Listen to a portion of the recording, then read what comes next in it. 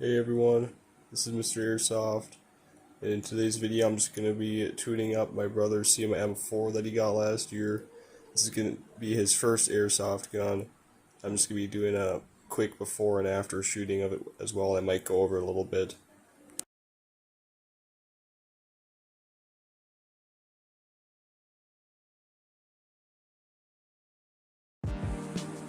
It's shooting about 385 FPS. Here's semi. It's full auto. So, not bad for a relatively cheap gun. Alright, so one problem I've already run into is that just for disassembling this for the first time, I ran into these screws that hold the upper and the lower together, and trying to take out this one from right here, it was just spinning this whole assembly around, so this pin was spinning around too. So just to get around that, I just took my angle grinder, just cut a quick slot in there so I can put flathead in there and hold it in place, and then I was able to unscrew this. Okay, so now I've got this assembled. One thing that I've noticed is that with this cylinder head, wasn't sealing very well. It was really loose inside the cylinder, so I took this random one that I had sitting in my box, put it in there, and it seals a lot better. This nozzle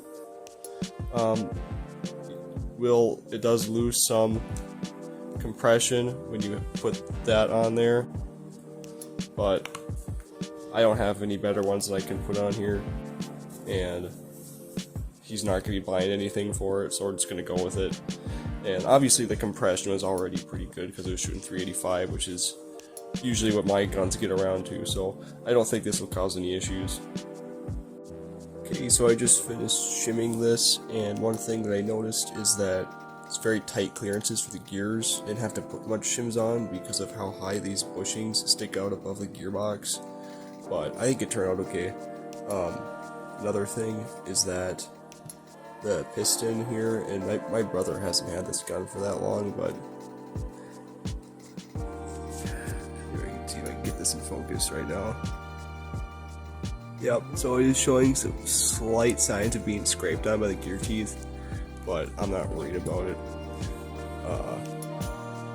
And one last thing is that this spring guy is pretty cheap, and what you preferably want is to have bearings on there, so then the spring doesn't bind when it's compressed. So there's no bearings on either side of the spring, but it should be okay. This isn't a high performance build or anything. So I'll double check everything and grease it up, and then I think I'm going to put it back together and see how it goes. One thing that I noticed in putting this back together is I do like how there's this little tab right here above this positive wire, and that holds the wire down. It doesn't get chewed up by the pinion gear on the motor. Alright guys, so after getting it back together, I took some test shots and it's shooting around 390 FPS now, which I attribute that to putting in that better sealing cylinder head. Every now and then I get a shot that was like 340. I'm not sure why. I'm hoping it was just a chronograph, because when I was shooting it outside, I didn't really notice the BBs dropping any sooner. So I'm not really sure why it was doing that. If anybody has any ideas what that could be, let me know, because I'm always trying to learn more stuff about this. But here's it shooting on a 9.6 NAMH battery.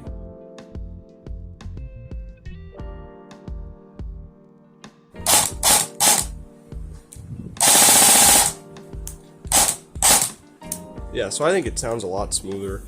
I'm gonna charge up a LiPo right now, and then I'll plug that in. Just want to see how that sounds. But other than that, that's pretty much it for this gun. Right now it seems like a pretty solid, cheap gun. Most of the parts are pretty good. Cyma just seems to do things right, it seems like. But yeah, that's pretty much it for this video. I'll just throw in that bit of me shooting at the LiPo and that'll be good to go. But thanks for watching. I'll see you guys later. Alright, here it is on an 11-1.